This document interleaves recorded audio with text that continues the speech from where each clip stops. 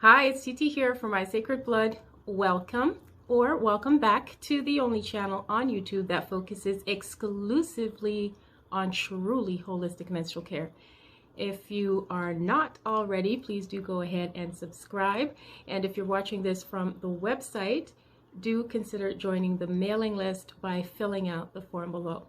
And of course, share the video with at least one person who you feel will benefit from this content. So in this video, I want to take a look at some of the concerns related to the new mRNA vaccines and menstruation. And so you may be thinking, well, what does vaccines have to do with holistic menstrual care? And in that case, I would encourage you to take a look at the video that is linked down below and also in the cards where I define holistic menstrual care and the difference between holistic menstrual care and naturopathy. A lot of people confuse it with naturopathy, homeopathy, and natural healing remedies, and that's not what holistic menstrual care is. Holistic menstrual care is looking at the whole of the menstrual cycle, including if you do happen to take a vaccine or a birth control pill, a drug, fast food, or anything that might affect your period, including other outside influences such as stressors, relationships, your environment in general, and so on.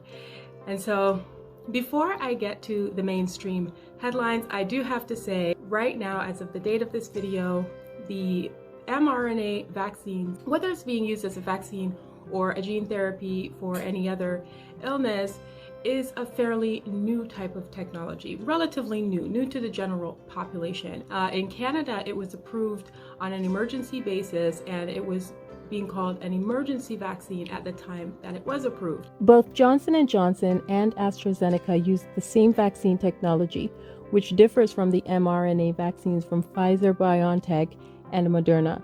Here's how the four vaccines work. Johnson & Johnson uses a human adenovirus or cold virus to create its vaccine, while AstraZeneca uses a chimpanzee version as a vector to give our cells the instructions they need to make the coronavirus's spike protein.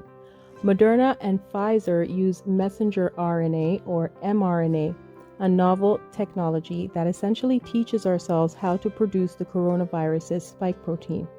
That triggers an immune response if we become infected with the virus in the future.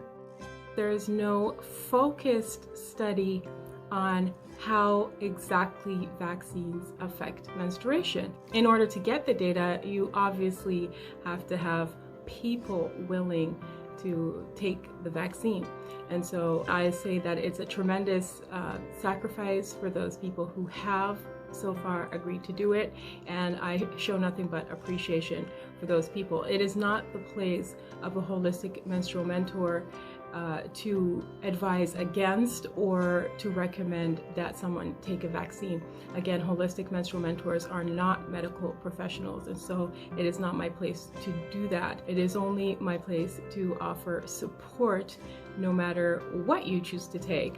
In Canada right now, the vaccines are being administered according to age. So they're starting with the older members of the population and then working their way down, except in cases where individuals are being recommended to take the vaccine, such as healthcare professionals and other essential workers. And then in communities that have been deemed high risk, they are being made available to adults 18 and over. And so there isn't a lot of data for women who are childbearing age or menstruating women who have received so far any one of the approved vaccines. And so the data on that is not clear here. The information that is coming out about adverse effects or the changes in menstrual cycle related to the vaccine, or the changes in the menstrual cycle that appeared after having taken the vaccine, these are coming out of the United States for the most part, I believe, and also some parts of Israel. I'm going to have to double check on that one. I'll let you listen to this quick news clip, and then I'll be back with my commentary. A small number of women are experiencing a new side effect possibly linked to the coronavirus vaccine. They are getting their period soon after the shot. They're also experiencing much heavier menstruation. There have been some isolated incident reports of women who have noticed menstrual irregularities after receiving the vaccine, Dr. Camuel Wright, Vice President, Market Chief Medical Officer at CareSource, told News 8. It seems to be associated with all 3 of the authorized vaccinations. Wright says the number of cases is small. Just over 30 women have reported this. But what they are reporting is either missed periods, periods that have come at unexpected times, or seem to be heavier than normal. However, Wright says this is not surprising. Sometimes our periods are the most sensitive indicator that there is something going on in our body, she adds. So if we have any stress or any change in our physical or even our psychological environment, we can oftentimes notice changes in our period. And in this situation, the vaccine can be considered something stressful.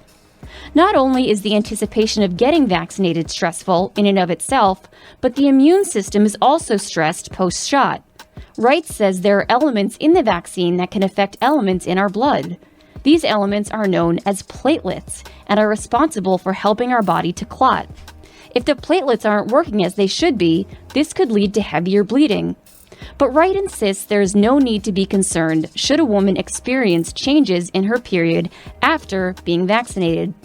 This is in a very, very small group of women.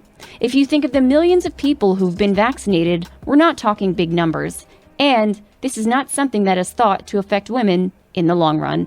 All right, so as you heard, a lot of the adverse effects are similar to those that show up in women who start taking birth control, for example, or women who are under stress. As I talked about in the previous video, when a woman's body is stressed, or when a woman is dealing with a stressful situation or is in a stressful environment, the body is going to respond to that.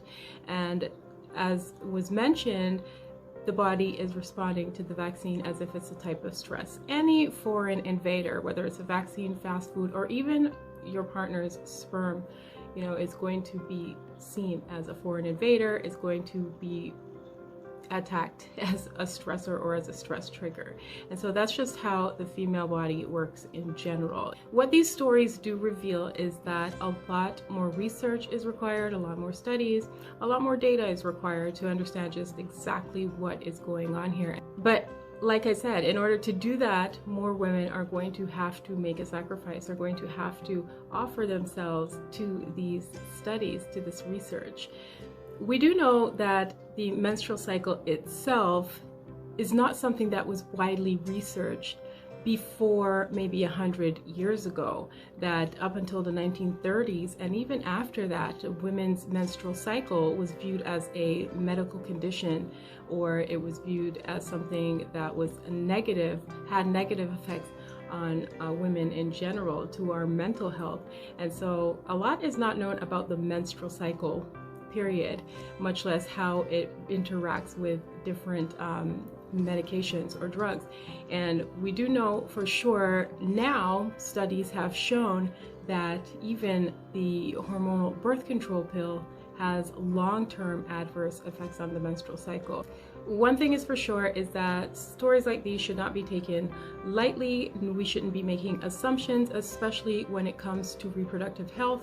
And so I'm going to be keeping my eye on this story, and I'll keep you updated as the information or more data is revealed. And I would encourage you that if you are feeling adverse effects at all, whether it's the slightest change in your period, if you're seeing recognizing that you're having heavier periods, it doesn't matter whether you believe it's related to the vaccine or not. I would encourage you, whether you've had the vaccine or not, to go seek medical attention and to find out exactly what it is, to definitely report it, because if you have had the vaccine and you are experiencing these changes, that would help to speak to the data. It would help to inform the data. Can you say that? Yeah, we'll just go with that. So it would help if women did share their stories. It does help, and it does inform other women. In the meantime, if you are experiencing stress at all and you're looking for ways to deal with stress or how to create wholeness and balance in your life while dealing with stress or while under pressure, I encourage you to take a look at this video and also to join the group session, upcoming group session in May, and that's a live group session where we will be discussing stress and how to create your own stress relief plan and incorporate that into your holistic menstrual care routine. And if you are not able to catch the live group session, then you are encouraged to download the digital coaching session at mysacredblood.com/shop. All right, so that's it for this one. Thanks again for watching. Remember, I'm here every moon day at noon, and that's Eastern time. Until the next one, take care of yourself.